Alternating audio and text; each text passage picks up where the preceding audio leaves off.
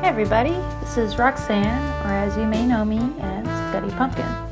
I've got a video for you all today for my newest installment, Timelapse Tuesday. I'm going to try to share a long-form time-lapse every single week with you all, showcasing a different part of my comic making process. So, here I go.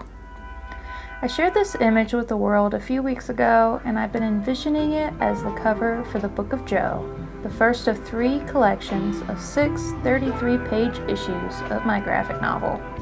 It's basically depicting my main OC, original character for those of you who aren't familiar, Jojo Barnes, sitting on a throne as the Queen of Hell herself. She's smoking her signature cowboy cigarette and has her soul-reaping scythe in the background, ready to drag some poor sinner to the depths of hell, after she finishes the last drag of her cigarette, of course.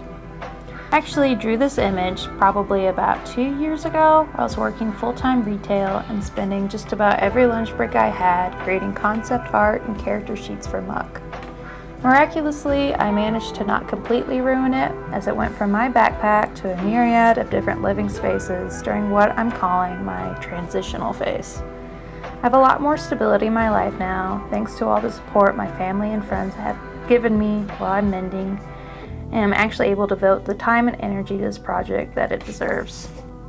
I inked this piece by hand with an old set of micron pens I had while I was hanging out doing an art night with some friends. Thankfully, I had the wherewithal to take a good picture of it. I was at my parents' house this summer and was going through some old files and found it in some dusty old folder in the very back of my hard drive. I decided I needed to color it right then and there on my iPad. It didn't need a whole lot of cleanup, and I'm actually really proud of how the line art came out. It's one of those things where you can make art and it comes out way better than you expected, and you spend forever trying to figure out how that magic happened and how just to replicate it. I laid down these base colors based on a palette I created on Procreate specifically for the first issue of this comic. I don't always use this palette, but it's a great place to start so I don't waste a bunch of time on color indecision, and hopefully it's going to enable me to keep a consistent color story throughout the first book. I keep every color on a separate layer, so if I want to adjust things later I can, and you will see me doing quite a bit of this as the time-lapse progresses. Once I get my base colors all cleaned up, I start messing around with hue, saturation, and contrast levels until I get it just right for the vibe I'm trying to create. So now I'm just cleaning up the tiny little smudges on the edges. When I first lay my colors down, I keep everything pretty messy so I can see the whole thing before I go back, zoomed in to clean things up and make the edges clean as possible. This is definitely the longest part of my coloring process. By the end of this, I'm usually ready to pull my hair out and scream. I've never been a good colorist. Even as a kid, I'm pretty sure I never completely finished a coloring page. I don't think I'm very patient, and I just want to get the thing done and move on to the next super cool fun thing. I know a lot of people just love coloring and do it to relax. I couldn't imagine anything less relaxing for me, honestly. I just want to get to the end, and then I'm happy. I think the last time I was coloring something at home on my iPad, my partner Joe kept asking me if I was mad at him because I looked so genuinely pissed off. Nope, not mad, just trying desperately to get the boring part over. I really hope this flashy bit doesn't give anybody epilepsy. It's like the first episode of Pokemon, which ended up giving 5 people strokes or something. Definitely check me on that one, but I definitely remember something like that happening. It was much worse on the original time-lapse because I was going about 5 times faster. I ended up making everything a bit more rosier than that dead purple I started with for her skin. She's still alive at this point after all. I just added a few different color layers and was messing around with layer modes until I got just the right vibe for what I wanted. I have a few mood boards that I'll find eventually and share with you guys, and that helps guide me on these kinds of decisions. I wanted to combine the bright colors from the 2010 Scene Kid style with the nice desaturated colors you see in a lot of modern horror movies. It's definitely a weird balance to strike. This is one of the first real graphics I made for the comic, other than the actual panels I've been working on and sharing. So I really wanted to take the time here to get it just perfect. I probably spent an entire hour just messing around with colors on my parents' couch.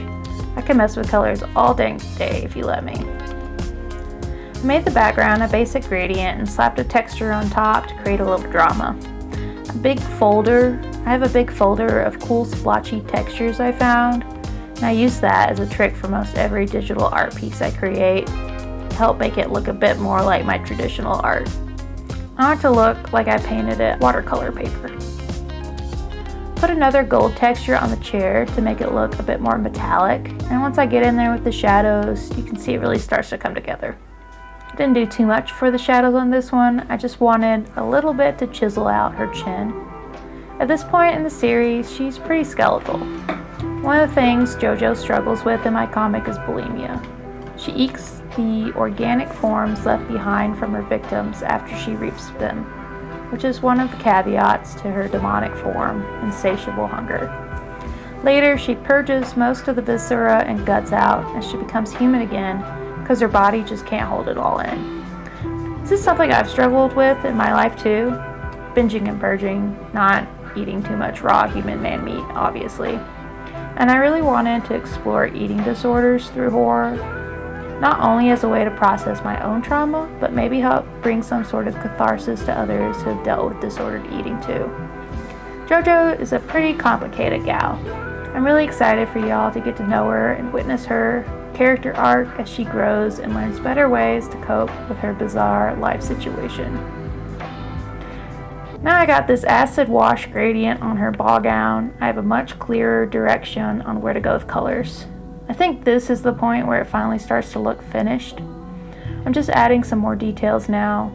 Once I'm completely done with everything, I go in and merge all my layers together and use gradient maps to give the piece a more cohesive look, and use blending modes over the original color layer until it feels just right. I don't think people really appreciate how much actual time goes into creating art like this. I can say, yeah, this took over 12 hours start to finish, but unless you're sitting there and making it yourself, it's pretty hard to fathom, I think. It's definitely my favorite way to eat up gobs of my own personal time.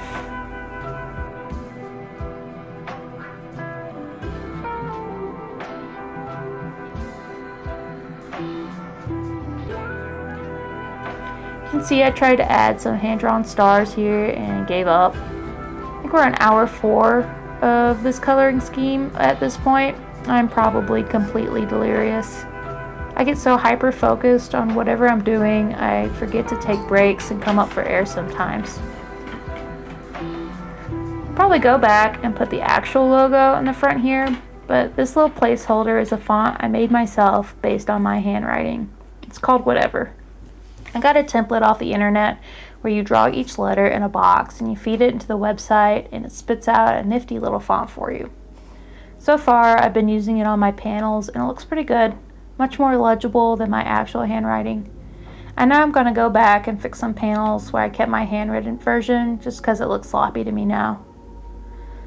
But there you go. That's my basic coloring process from start to finish. Thanks so much for watching and supporting me and MUCK. Like I said in the beginning, I'm going to try to post one of these every Tuesday for all you groupies, roadies, and rock stars. Ta-ta for now. This is guttypumpkin signing off until next time. Take it easy, y'all, but take it.